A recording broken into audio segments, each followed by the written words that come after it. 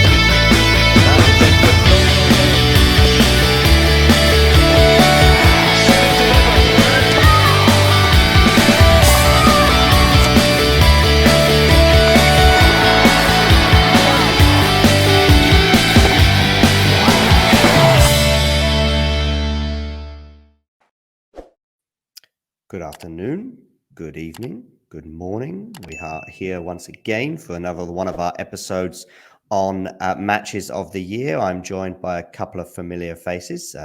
Nick Carter is there and Miles is there. How are we doing on this a little chilly December evening in Europe? I don't know what the weather's like where you are, Miles.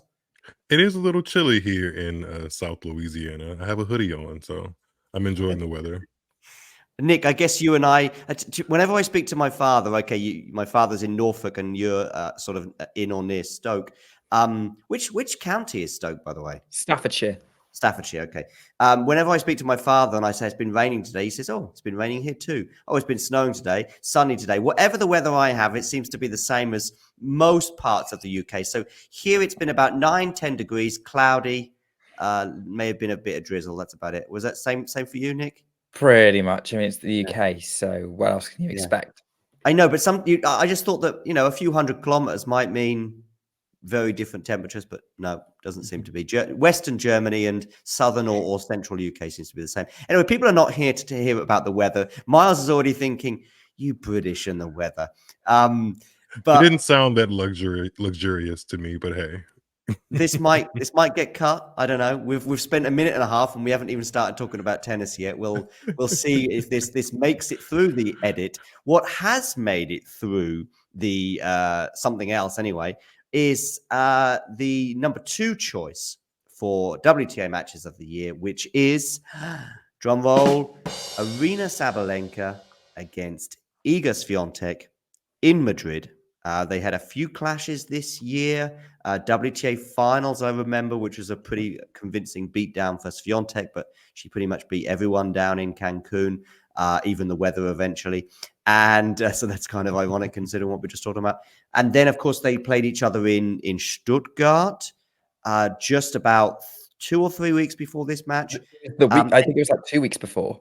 Yeah. Mm-hmm. Were there any other matches this year between those two? No, I think those were the only 3. I think it's just those 3, yeah. Okay, so I mean, we got close a few times. We saw them both in semi-finals and probably thought, okay, they're going to play each other in the final, like we did in Paris, for example. But I think the Stuttgart one really is probably a good place to start because that happened, as I say, just 2 weeks before. Clay, indoors though, different conditions. Swiatek and Sabalenka were neck and neck throughout large parts of the first set there, but then Iga ends up racing away with it as Nick's looking at me puzzled because he's wondering if I'm going to say that they were neck and neck throughout, which of course I know they weren't. But I do recall the first 6 or 7 games being super close and super amazing. But they managed to replicate that for 3 sets in Madrid, whereas in Stuttgart, she kind of raced away. Do you have any memories of the Stuttgart match, Nick, by the way? Not an awful lot other than, I remember Iga taking control of it. I mean, I think for me, the Stuttgart matches, because it was so close to the Madrid final, it's kind of completely overshadowed by it. Yes. That this match was far more memorable. I think Sabalenka played better in this Madrid match. So I don't remember an awful lot of it other than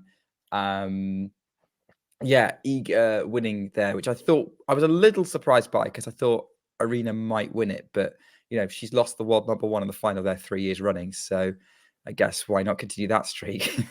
There's one Yeah. point you missed, Nick, about Stuttgart. The only thing, well, I shouldn't say the only thing, but one of the things that sticks out of my memory about the Stuttgart matchup between Swiatek and Sabalenka is the trophy ceremony when Sabalenka got her vase looking trophy. And I guess she's just completely fed up with the fact that she gets the runner up trophy again and not the actual Porsche. So she did her best Ken Griffey Jr. impression and tried to swing at the Porsche with the Yes, I trophy, remember which I that. thought was kind of funny. Yeah, it was. Yeah. Yeah. I mean, she's actually been in defeat in a couple of finals this year. Yeah, Sabalenka was quite amusing. She was also amusing when she lost to Rybakina on court in Indian Wells. They were having a yeah. giggle together. I remember. I mean, I think they got on quite well. Wasn't probably quite as warm the relationship between these two, but there is a handshake at the net. I remember thinking about that. In that, I know that given the tensions and between Ukrainians and Russians, or Ukrainians and Belarusians, and Iga's stance on the war, that things could have been, but there was a handshake. And I've actually seen some very complimentary comments from both players about each other in recent weeks, actually. So I think any suggestions that they don't get on is not true. But I also don't think they may be best of friends, but maybe that's quite good and quite understandable. We've also heard Djokovic talking about that and how it's a bit difficult. And we've seen it with Martina and Chrissy in the past, where they said that, I think I saw Chrissy Everett tweeting the other day that it'll get better once you've retired. It's just very difficult when you're trying to win these biggest of matches. And this was a huge one. Iga's run, by the way, to the final was pretty unhindered, except for one round when she was pushed by Alexandrova. I don't know if you remember much about her run in Madrid, Nick, but she was straight sets all the way, except for, Kudermetova was a real beatdown, 6-1, 6-1. And I remember Swiatek telling the press, we were huddled actually afterwards. Iga was just saying that she was trying to be as kind as she could, but she did say that she knew that Kudermetova couldn't move on the clay. But someone who can move on the clay quite well, maybe not quite at Iga's level, though, is Sabalenka. And I don't know if you've got any sort of broader memories on Swiatek in Madrid this year, Nick. Yeah, I remember being really, really impressed by the tennis she was playing at that point. Obviously, Iga on clay is a legendary combination. The Alexandrova match, that was Alexandrova having the purple match of her life, and throwing everything she could at Iga, and it worked for as long as she could maintain it. But generally, Iga was unstoppable against anyone. The Kudermetova match was a masterclass, really, by Swiatek. Didn't put a foot wrong. There was nothing Kudermetova could do. But Sabalenka was in such good form this year, and so genuinely going into the final, it was really, really hard to call it, even though Swiatek was looking imperious on the surface. Sabalenka's run, quite similar in a way, just one set dropped on the way to the final to Maya Sharif, but she had a fairly comfortable semi-final as well over Maria Sakkari. But she did beat Andreeva en route, which is pretty impressive now. I mean, Andreeva before Madrid was not known to the casual observer, certainly, but that's the tournament where she made her name, beating Leylah Fernandez, among others, which was a huge shock when she beat Leylah. But then again, that one's aged not so bad from Leylah's perspective. But yes, going into the final, I think was Iga the slight favorite for you, Miles, going into the final?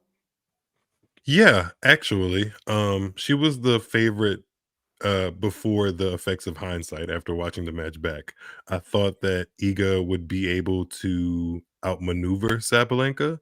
I think, like Nick, you said earlier, Swiatek has proven to be quite a legendary force already in her young career on clay. I mean, winning 3 out of the last 4 Roland Garros kind of does the work for you. So I definitely had Swiatek as the winner of that matchup before the first ball went into play. But Sabalenka quickly made me realize that she is on par with another person that's actually won Madrid a couple of times, and I'm thinking of Petra Kvitova. There's something about the conditions, the fact that the clay gives you a little bit more time naturally, but also you're in high altitude, which makes your ball go through the air a little bit, quicker, which if you're a big hitter, that's advantageous for you even more so. So there's something that Sabalenka likes there, but I didn't really have any of those things as outweighing Swiatek on that match day. Yeah, I mean, probably if we look at these two on clay, generally there would be a gap of varying proportions, but those varying proportions depend on the arena and the location. And you were just touched on it there, Miles, and I think I can imagine. I've known Nick for just over a year now, and I can imagine as you're saying those things, Nick is thinking, Miles, the conditions. Well, yes. I mean, the conditions were different. I've been thinking about this. On paper, I think the conditions were what made this match so good. Yeah, actually, because as Miles was saying, the altitude helps Sabalenka's ball float, go through the court. She can hit through the court like she can on hard, like she can on grass, serve as well, and even just serve. first. Yeah, but obviously it's still clay, so Yeah. Iga's movement is gonna give Yeah. her a foothold in the match. Whatever happens, then we'll talk about it a bit. But she was able to run down a lot of what Sabalenka was throwing at her. Obviously, using her legendary defense, the top spin that she has in her shots is going to be much more effective on the surface. So yeah, it was almost Madrid is always the ideal scenario for them both to bring their best in a match. So, I think if they have another Swiatek Sabalenka final in 2024 in Madrid, we're going to have a lot to look forward to. It's very interesting though, because they literally played before the Madrid final. We talked about it briefly in Stuttgart. And Stuttgart is indoor Yeah. clay, which you would think would benefit Sabalenka, but now she's 0-2 against Swiatek in those finals. And I think there's something to be said, and we've hit on it just now, about how big of a factor the altitude is. Because I'm not familiar, unfortunately, with the altitude in Stuttgart, but I would imagine it's not the same as Madrid. So that it really does. It's like an extra opponent or something that you can use, maybe an extra ally or an opponent if you use it for you or against you in terms of how you maneuver your point and strategically play on the court. So that's interesting. It can also play a factor in terms of fitness. I don't think we saw it necessarily in this final, but certainly we don't have 5 setters anymore outside of the slams, but I think it would become a bigger factor if we did, because breathing can be an issue. It's not ridiculous. And I was there in Madrid, and trust me, I had no problems breathing except for maybe after the 6th or 7th beer. But or was I chased to the bar before it would close. But actually, and on that matter, I just found my little Madrid press pass. That was pretty cool. I had a great time there. I know there was some understandable controversy regarding on-court speeches for the doubles, but the 2 finals, I was just thinking about how lucky I was to see the #2 match of the year and a contender for the top 7 in the men's. It didn't quite make it in the end, but with Struff and You tried. I did try. I did try. I know. Yeah, everyone knows I tried.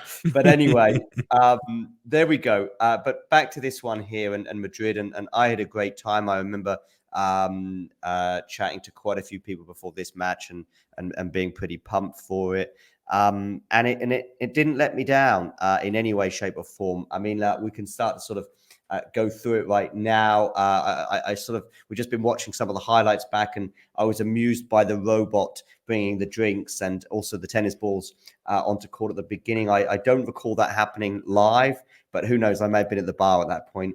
Is that a connection to the sponsor of the event in any way? Don't know, but what I will say is this: Madrid is a bit of a funkier tournament compared to others. It's probably the opposite of Wimbledon in Wimbledon. And Rome too, yeah. And maybe Rome as well. Yeah, very much so. Rome is in this arena that's tradition, and yeah. It's, you've got the statues around, and you feel like you're in an arena that could be 100 and 150 years old or whatever. Madrid is an area where I guess they have concerts as well, but it seems like it's kind of it's almost like an indoor amusement park. I know it's out. The stadiums are all outdoors, of course, but actually lots of when you're going between the courts, you're actually indoors. May as well, it's starting to get pretty hot in there, although actually indoors, I don't know if there's air conditioning there, but it didn't seem to be too bad.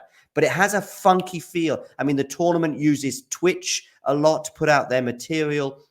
They are sort of, there was other YouTube channels there. They're a little bit funky and maybe a little bit more up to date than others. Innovative, maybe. Yeah. Innovative is a great word. Yes, exactly. Thank you, Miles.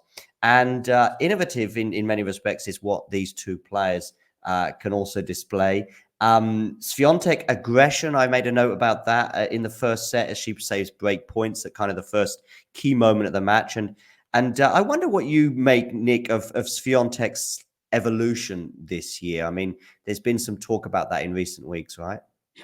Yeah, I mean, it's interesting. I actually think Swiatek's evolution has been towards controlling the aggression rather than becoming Right, exactly. more That's why I made a note of this aggression moment, because I was like, Yeah. that's interesting, because she's a bit more controlled, maybe. Yeah, she is now. Like Yeah. she was at the end of the Asian swing and in Cancun. I think back in Madrid, she was playing well enough that being a bit more aggressive was working. I think she gets away with it a bit more on clay. And she was taking it to Sabalenka. Like they were from the start, there were some incredible rallies between the two of them, and she could counterattack of what Sabalenka was throwing at her, which is unusual given the amount of power that Sabalenka throws at her. And that was a very tightly contested first set right up until the very end of the set. And really, yeah, the winners she was going for were really impressive.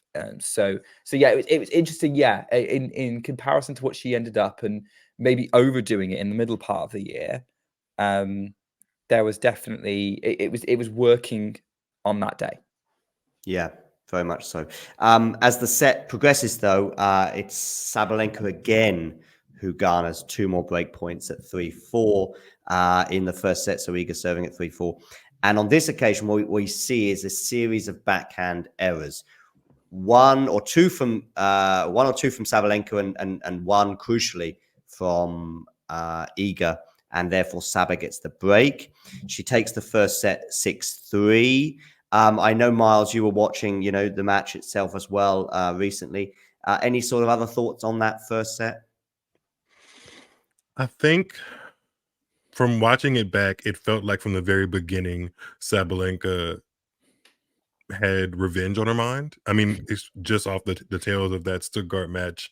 She really, really wanted to stamp her dominance, and she knew going in that she could actually lift that trophy because she's done it before. And she beat another world number one to do that in 2021. She beat Ash Barty pretty convincingly in the final. I believe she bageled Ash Barty at one point in the match. I think it was 3 sets because Sabalenka wavered, but I do believe there was a bagel in there somewhere. So I think all of those things were kind of going through her mind. And sometimes when I feel like when I watch Sabalenka, if there is a clear and thought out process in combination with her natural aggressiveness on the court, that's usually the best Sabalenka that I see match in, match out. One that has a game plan, but also not it's not too cluttered in her brain about what there is to do on the tennis court, because it's very instinctive and she knows what she's good at. So that all of those things kind of came to bear, and she basically overpowered Swiatek a little bit. Yeah, I mean, let's not forget, and I think it's a really important point, is that, of course, Sabalenka has won in Madrid on the clay there. So I think had she not won this tournament before, I think we might have been having Iga as a heavier favorite, but that narrowed that gap significantly in that we had some belief that Sabalenka, and also Sabalenka went into this match as a Grand Slam champion, which again, mentally is like, you know what?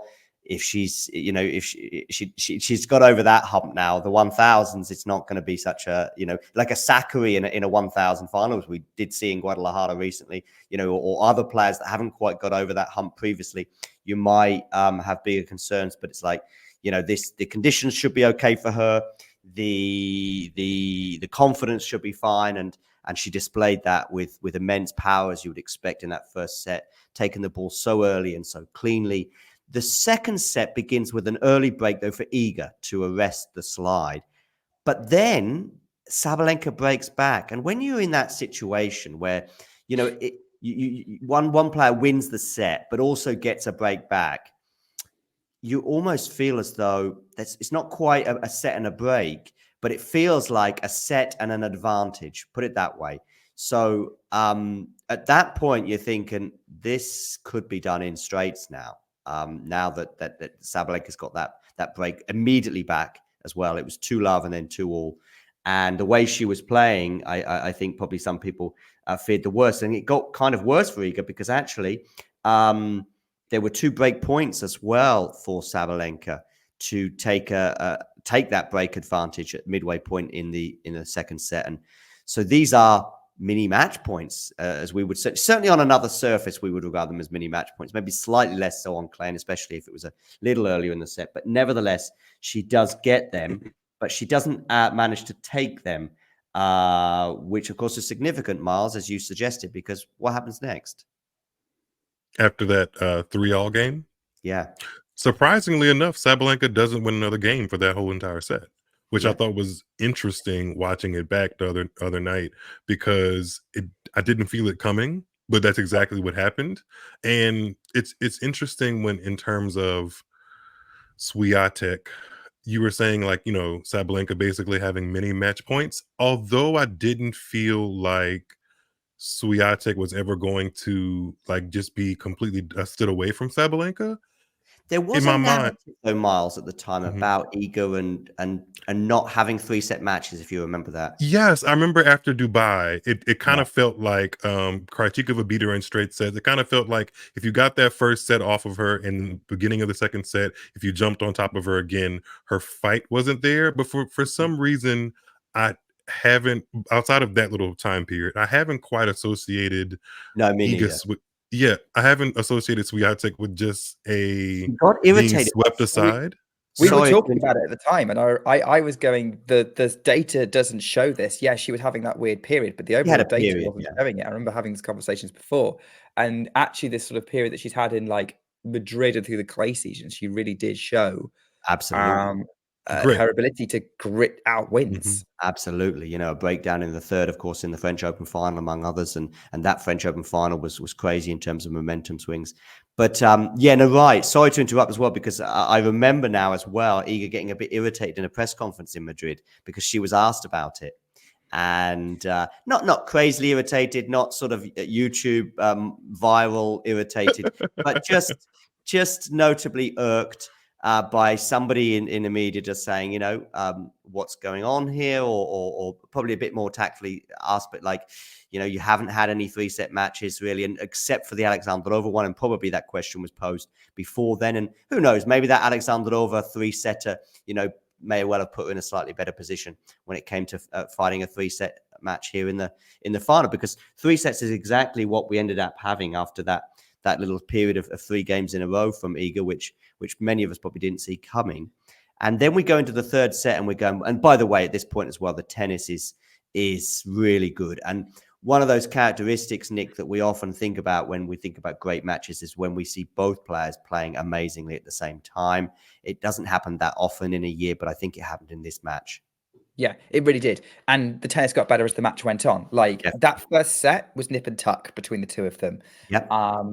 And then it got crazier as the match went on. But tennis got better. Like, yeah, okay, there were errors every now and again. But one of the reasons I love this match is how many momentum shifts there were, and how those momentum shifts were started by one of them upping their level and pushing and making a positive effort rather than waiting for an opponent to falter or take advantage of an opponent faltering. They really forced the issue. And we're now in the phase of the match. I really remember of like one player being on top and looking like they were going to have the momentum, and then the other one completely stalling that, going, nah, you come back. So, and it's interesting. I think probably some slight spoilers, but there were definitely sequences of, so from 3-all in the second set, it went 3 games to one player, 3 games to the next, 3 games to one, 3 games to the next. Yeah. Little mini surges. Yeah. And that was what was making, and like you could sit back and going, oh, is it happening with, is this player in control now? And no, that's not what was happening. Like the opponent figured it out. And you know, the rally of the match came in the third set where beginning, I think, I can't remember what the score was, but it ends with Iga doing the splits, trying to reach a very sharp angled volley from Sabalenka.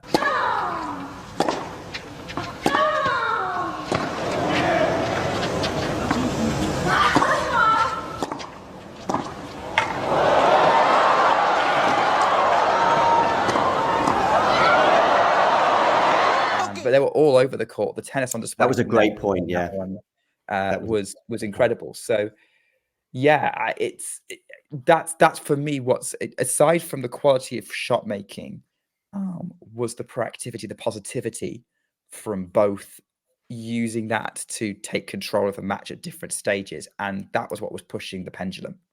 I think there's also something positive to say about this matchup in terms of them just being number 1 and number 2 in the world and playing each other in a final, which you would think in theory and maybe on paper happens a lot in tennis. But in actuality, it does not happen that often, especially in the last couple of years on the WTA Tour. That hasn't happened all that often. For them to do that in back-to-back finals, and this one be the culmination of like the first 6 months of the season being very good to both of them, maybe in particular a bit more from Sabalenka because she finally got over that hurdle of being a Grand Slam champion. But going into Rome just the week after this match, Sabalenka and Swiatek were very firmly the number 1 and number 2 players in the world. So to see them battle out again for one of the biggest titles in the sport was just good to see, especially for it to have those ebbs and flows and surges from both players, kind of showing that, hey, I'm the best player in the world. Sabalenka would go on to officially get that moniker after the U.S. Open, but right there in May or so, she had a very good I guess hill to stand on, like, hey, I'm the best player in the world right now, even if my ranking doesn't show it. Yeah. So that was an interesting point as well. I'd forgotten about that 3 game in a row streak that each player kept having. And I mean, Iga, I guess, was never in front on the scoreboard. I mean, she had an early lead in the second set, but obviously being a set down. And then obviously at the beginning of the third, Sabalenka races into a 3-love lead. And you think, well, is that it? Not at all, as Iga demonstrated the aforementioned grit by getting it back to 3-all. In fact, she broke back as well. And again, momentum and just thinking about how these games and points are won and lost and how they can linger in a tennis player's mind.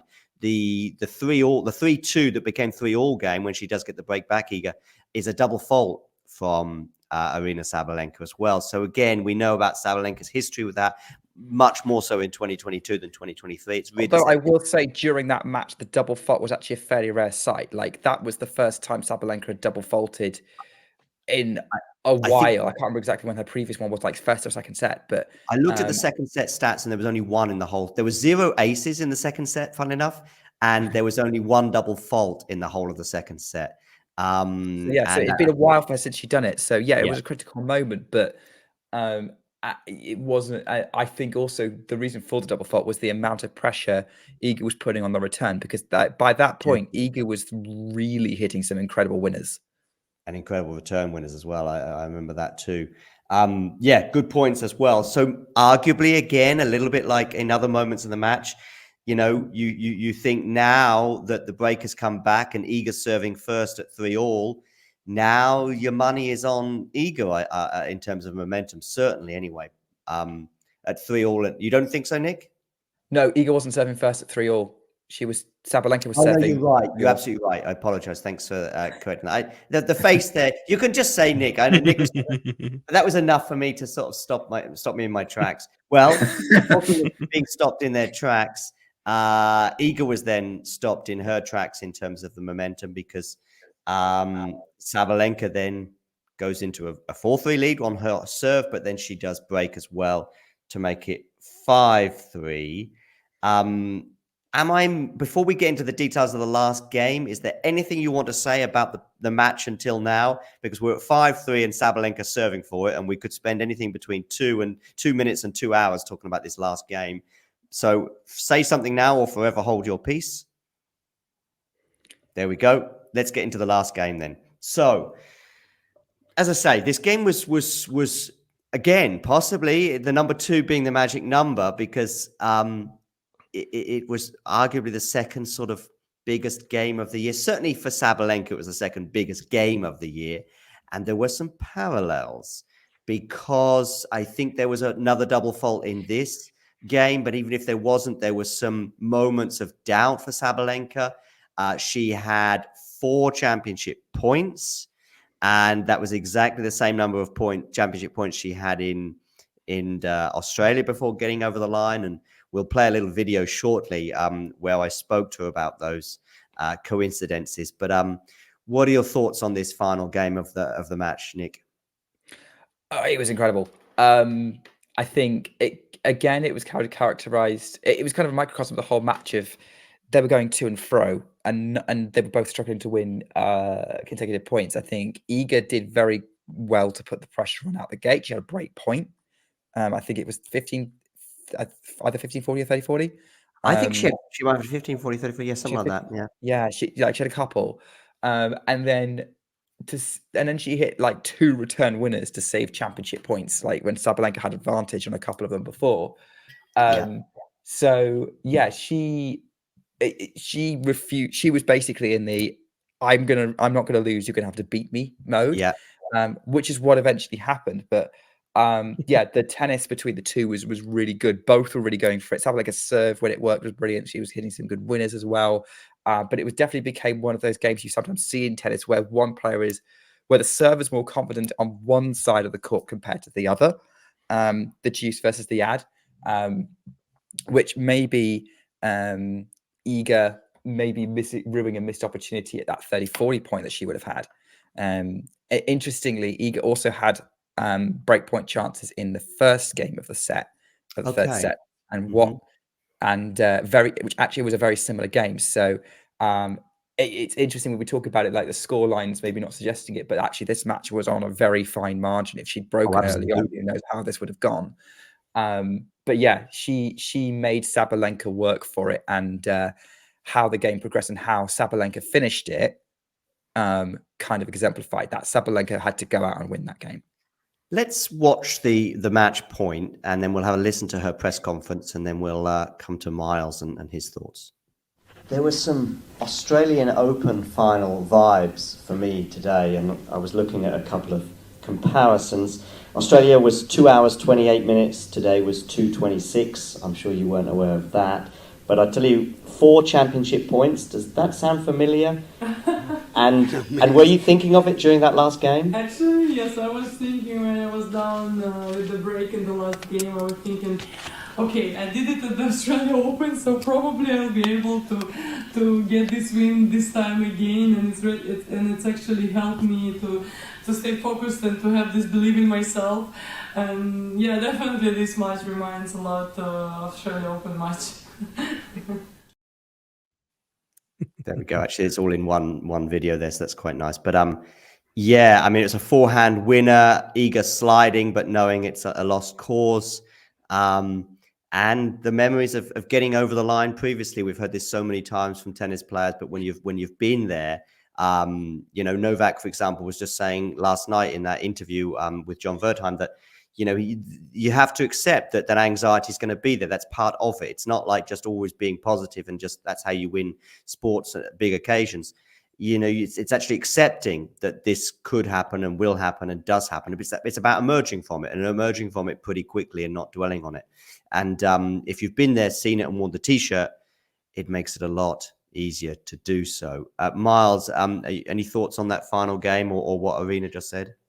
I think this is the second time I'm bringing this up on your channel, John, but I love her voice. I don't know why that particular clip makes me love her voice and her giggle and the cadence of it. But yeah, I enjoy that.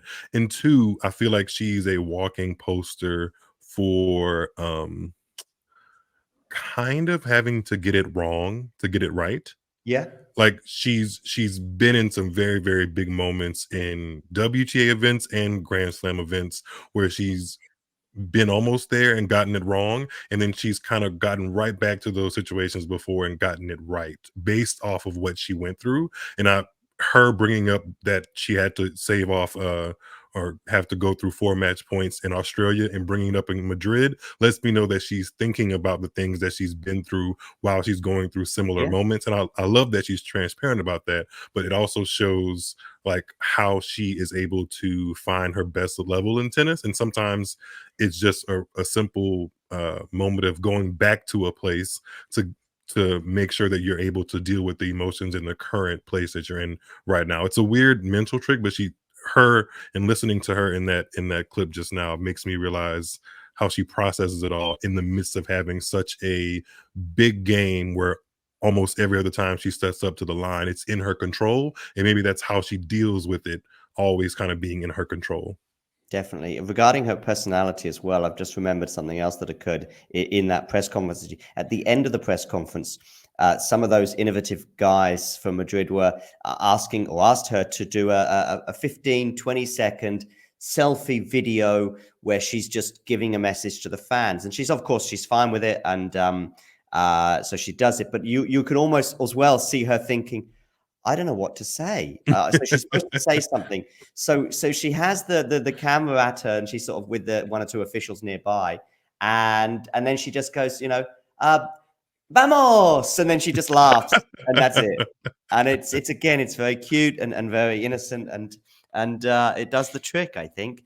And she didn't really. She may have stumbled on her lines, if you like, in this final games, but she got over the line and.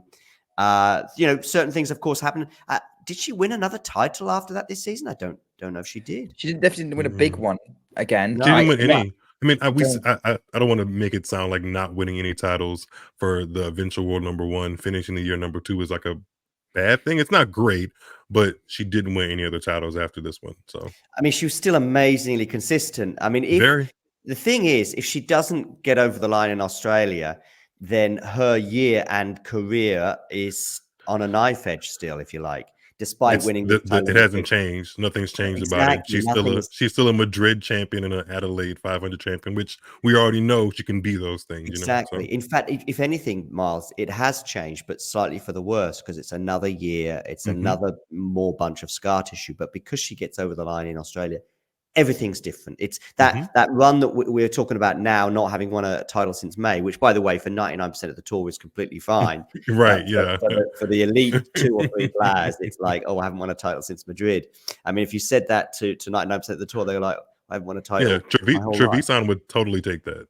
Yeah, exactly. Yeah. So actually, she don't think she reached a final until the US Open. Yeah, the US Open's been her only final since. Actually, but there were semis in Paris, New York, and Wimbledon. She was very close to finals in Paris and Wimbledon. Let's be honest. Yeah, right, and therefore potentially very close to the title. Certainly, I was hoping we'd get a certain trifecta from Swiatek and Sabalenka. I think it was a trifecta of Dinara Safina and Svetlana Kuznetsova. I think they played the Stuttgart final. And they played the Roland Garros final. I don't know if Svetlana made the final in Madrid in 2009, but there was an actual ebb and flow of the best clay quarters, and I was hoping Sabalenka would kind of culminate that at Roland Garros. But Muhova is a nice. Was that the same year with the iconic Serena Williams clip? Which yes. Yes. Are you looking at my titles or that T-shirt? And then the T-shirt, and then what was the iconic line she said? I'd rather hold 3 Grand Slams. Like it was something about I'd rather hold 3 Grand Slams and be the WTA world #2 than not hold any and be world #1. I guess. Well, she had a point. Yeah, and also if you've been #1 and going to be #1 again, it's not such a big deal. I mean, if you never get to #1, then it is. You certainly want to get there at some point. And of course, Aryna did get there later on in the year. I think I was a little surprised that not that Iga fought back, but actually was able to get that #1 title back before the end of the season, the #1 ranking. Just because of the circumstances necessary meant that Sabalenka's barren run for trophies would have to continue. Iga was going to have a successful Asian swing, and then, of course, an extremely successful WTA finals. But all of those things did happen, and Iga returned to the top of the tree. Of course, Iga doesn't have so many points to defend in Australia, and Aryna does, so it's probably unlikely to change for another couple of months. I think it's really interesting to know what is going to happen between these two players and the rest of the tour. I put a poll on certainly on YouTube a few days ago about who people were predicting to have year-end #1 for next year, and I think I had Aryna, Coco, and Iga, and then an other section, because you only allowed to put 4 on, like on Twitter, you only allowed 4 categories. So then it's like, well, do you sort of put the even, and it was fairly evenly spread. I think Iga did emerge on top with Sabalenka. Not when I voted. When I voted, it was pretty clearly Iga. When I voted, Okay, I remember so maybe it was a bit 60 something Iga. Okay, and that does kind of make sense, Nick. Right? Yeah, it does, because you have to go out and beat Iga. And it's going to take someone to come at Iga like Aryna did this year, and a couple of other players to dethrone her, I think. But if anyone can do it, it would be Sabalenka. Now, I was thinking about what we were saying about their Cancun match, and yeah, Iga won it comfortably-ish, but I still think Sabalenka put up a hell of a fight, and it was a good watch for 2 sets, actually. Iga had an edge during it, but Sabalenka actually didn't play that badly. And I thought that she made it a contest at points. So yeah, I think when these two particularly play, there's something special happens, and I'm looking forward to when that happens. And yeah, if anyone, I think Aryna is probably the person you would look to first to see what she could do. Maybe also Rebecca. Yeah. What was interesting with the year actually is how they, all produced fireworks at some point or another. But there was always somebody challenging whoever the top dog in terms of form was. So except for the WTA finals, I would say until then, it was like, this was Aryna's moment, let's say the first 5 months of the year. But she never had it all her own way. So, there was Rebecca for large parts of the first sort of 3 or 4 months that was making her work hard and maybe even beating her on occasion. Then when maybe Rebecca was slightly off form, Iga would be on form at that particular tournament. Or if Sabalenka was off form, somebody else was pushing Iga. Muchova certainly had her moments at various tournaments this year as well. And so there was always somebody to push somebody, Pegula as well at times as well, and Coco, of course. So there was always 2 players at every moment, with the exception of that last tournament of the year, that were like just making sure that the other player had to produce their absolute best tennis. Yeah, I mean, even at the last tournament of the year was interesting. I think. Yeah, interesting. I think for different reasons, but I think there was a potential for that to be the case still. That sort of we were talking about Iga or Aryna in that last tournament. Again, they played each other. They both had to produce their best. Iga's best on that day, not necessarily generally, but on that day was what won out. And Jess Pegula was looking like she could do it, but I think it was sort of form versus reality of when they actually met was more the problem rather than anything else. But there was definitely, even at that last tournament, potential for that to happen. Yeah, definitely. Okay, well, I think that brings us to a nice close on the... Go on, Miles. I have a question, kind of broader view about how this match affects how you think of Swiatek's clay dominance, though. Were you about to conclude, or just bring us to a different segment? No, I was about to conclude, but I don't think it changes much for me. What about you, Nick? No, it doesn't change for me. It's a bit like asking, does Roger losing to Rafael Nadal in the 2008 Wimbledon final change my opinion of Roger Federer on grass? No. It's the same thing for me. Either on clay requires her opponent to produce something special to beat her. Let me be more specific, because I had this question in my head before I uttered out the actual question you guys just heard. If you go back and think about Iga Swiatek during the 2020 French Open and how that clay court Iga Swiatek looks, do you think that the 2022 version that also won the French Open beats the 2020 Iga Swiatek? Yeah, I think so. She's a better player every year. I don't disagree, but based off of, and I guess I'm basing my memory of that match, I actually think the 2020 version of Iga Swiatek beats the 2022 and 2023 Roland Garros. I will say this: the 2020 Iga Swiatek is the more fearless version. Yes, that's a great way to put it. Yes, She's yes. going for it a lot more. I think the 2022, and I would even say the Iga Swiatek that's maybe emerging right now as of the end of 2023 is a Mhm. much more well-rounded player. And I think she might get shocked by her younger self. Mhm. But I think she would have the capability to adapt and plan for what her younger self would throw at her. There's a That's what I would say. certain it's not to her detriment often, but there's a certain tightness I feel from watching her matches in the beginning, and tightness in just the way she produces her strokes. And there was something I noticed in the match against Sabalenka, particularly later on in the match. There's a looseness and more fluidity that comes from her game when she's intentionally fighting to kind of keep up with her opponent that is asking her and making her rise her level. And that tennis was more on display in free flowing clay goddessness in 2020 than it is more so in 2022 2023 where we are now. But I feel like she has to be pushed into that free flowingness because the base level she's created for herself is perfectly fine to create havoc against almost anyone else. But Sabalenka, maybe Rybakina sometimes. So Rybakina did technically beat her on clay this year, although it ended in retirement.